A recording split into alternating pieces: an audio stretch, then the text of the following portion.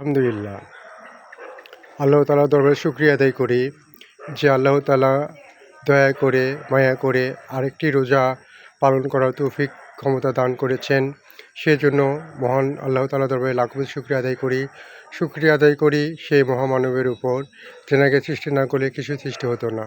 আসুন আমরা মাহে রমজানে যেরকম মিথ্যা কথা, হারাম খাওয়া থেকে বিরত থেকেছি, ঠিক রমজানের বাইরেও আমরা সবাই হারাম কাজ এবং মিথ্যা কথা এবং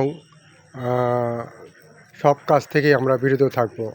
যেগুলো আল্লাহ নিষেধ করেছেন সেগুলো কাজ থেকে আমরা বিরত থাকব। নিশ্চিত মৃত্যুর পরে আমরা জান্নাত প্রবেশ করতে পারব। আর যদি আমরা রমজানে রেখে সুন্দরভাবে জীবনযাপন করা, রমজানের বাইরে যদি আমরা শয়তানের পথে চলি, তাহলে আমাদের কোনো লাভই আসবে না। তাই আমরা রমজান থেকে শিক্ষা লাভ করি। রমজানে যেরকম আমরা মিথ্যা কথা, হারাম খাওয়া থেকে বিরত থেকেছি, রমজানের বাইরেও একইভাবেই আমরা জীবনযাপন করব ইনশাআল্লাহ। তাহলে আমাদের জীবন অনেক সুন্দর হবে। তাই আসুন আমরা সবাই রমজানের বাইরেও সুন্দরভাবে জীবনযাপন করি। সবাইকে ঈদ মোবারক।